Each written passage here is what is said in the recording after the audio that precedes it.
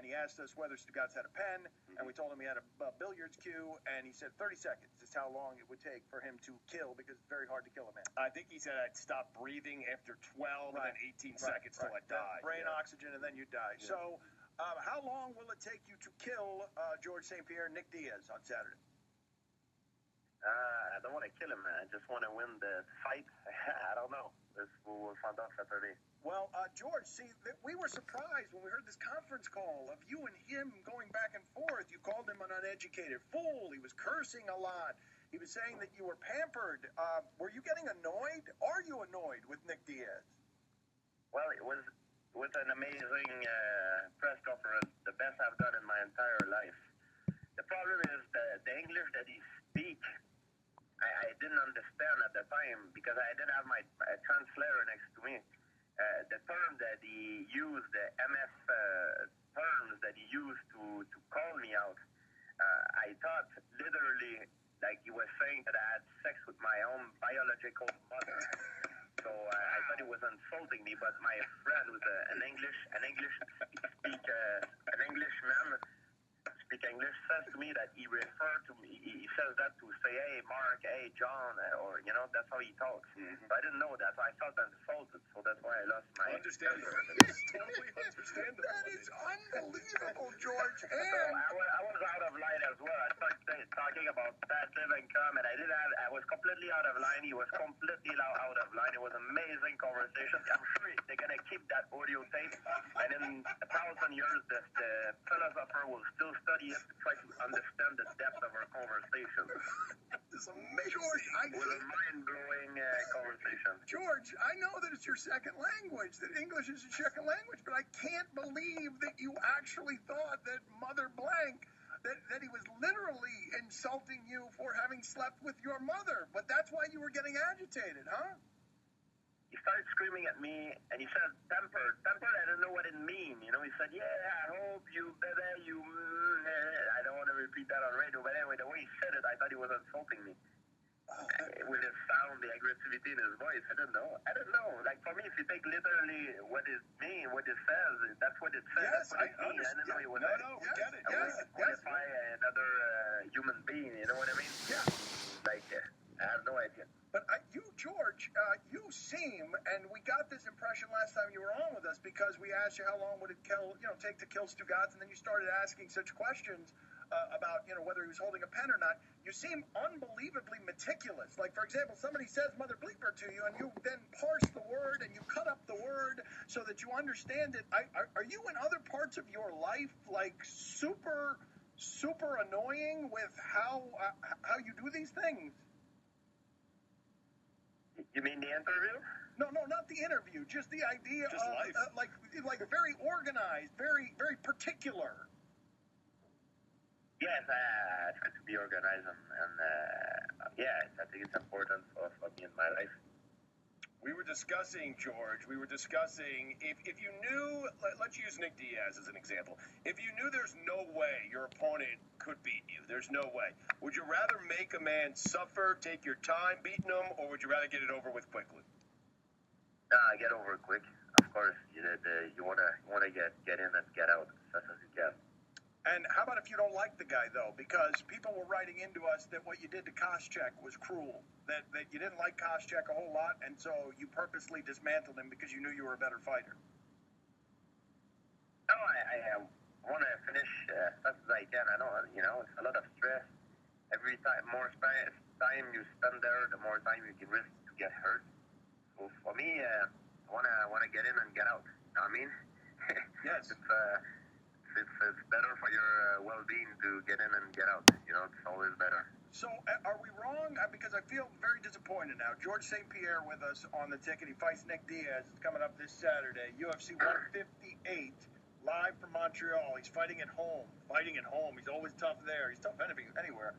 This Saturday, 10 p.m. on pay-per-view. But so we were wrong that it was all a big misunderstanding? You don't actually dislike Nick Diaz? You just had trouble understanding the English?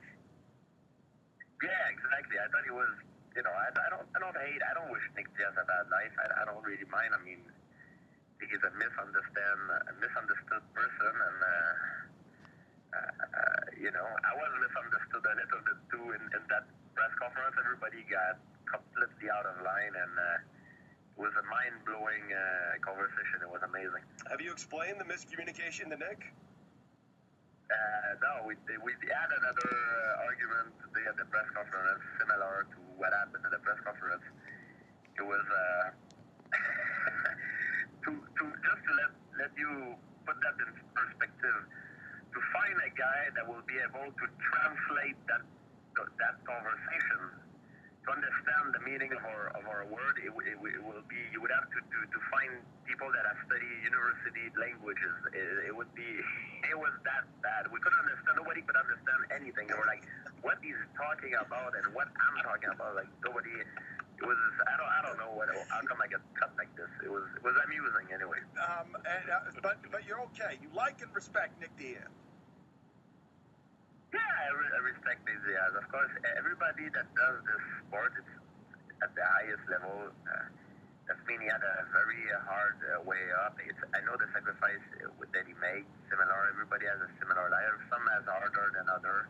Like Nick, like he reached to have a very hard life. But I really respect that. I view you as some sort of lethal weapon. I feel like you're the kindest, nicest lethal weapon ever. Yeah, he is. He's very gentle, like when he's not, killing you. He is. You seem like a very you seem like a gentleman. Like, I feel like if you actually did kill me in 30 seconds, like, you would lay my head down softly on a pillow. Yeah, gently. You're so funny. I would compliment you. I'm so sorry, dead person. So sorry. George, I was really surprised to hear you say the other day that you believe Anderson Silva will get finished in his next fight. Yeah, I believe Chris Weidman will win the fight against Anderson Silva. I'm a little bit biased. I'm friends with Chris Weidman. Chris Weidman is very underestimated by everyone. He's very, very good. If you want to make money on a fight, it's this fight because it's going to be a huge underdog. But I'm telling you, he's a very good fighter. Well, are you making the prediction emotionally or are you making it logically? I'm not sure. I think it's logical. I think Chris Weidman will put him down. And I think he might have a chance to finish him. He's a very good martial artist. I just can't believe you said it, George, is all I'm saying. Because Anderson Silva is the basic style matchup, the style matchup, I think is bad for Anderson. But could be wrong, I've been wrong before, and I could be wrong. But I'm telling you, Chris Weidman is very good. That would make Dana White angry, right? Could be. Who knows, We'll find out soon, I guess. I was just really surprised that you said it. I understand that he's your friend, but you usually don't say things like that because of the amount of respect that you have for Anderson Silva and because everybody's waiting for the fight between you and Anderson Silva. No, it's because, I'm saying is my friends. I always back up my friend when they fight a guy. It's normal. I stand behind my friend, and I believe as much Anderson Silva is a great champion, I believe it's the style matchup. Sometimes it's bad for people. Some people make look bad from certain athletes. We saw the fight with Charles Sonnen against Anderson Silva, the first fight. You make Anderson look bad because the style was bad for Anderson. Let's put that in perspective. Chris Weidman has, I believe, a better wrestler than Charles Sonnen, and is better on the ground than Charles Sonnen. It's more athletic. I believe that's why it's going to cause a big problem for Anderson Silva. It's a game of matchups. I could be wrong, UFC 158, George St. Pierre, Nick Diaz, live from Montreal this Saturday, 10 p.m., pay-per-view. Last thing, we'll get you out on this, George. That would be bad for you if Anderson Silva lost, because you fighting Anderson Silva would be the biggest fight in the history of the sport. You need to be the guy who beats Anderson Silva. Correct or incorrect? No, I need to be the guy that beats Nick Diaz right now. That's all it is in my mind. I don't think about that fight right now. Well, I don't know. Depend on the future, but right now I'm focusing only on Nick Diaz. One fight at a time. No, George, but the fight everyone wants to see is you against Anderson Silva. It'd be the biggest fight in the history of the sport. It could be. Yeah, it could be. Depend on the way, the time, but right now I'm not focusing on that at all. He doesn't get to Silva until he gets to Understood. Diaz. All right, thank you. George, thank you. That was delightful, as you always are. We always enjoy talking to you. Thank you for always making time for us. Thank you very much. Thank you. We're back after this.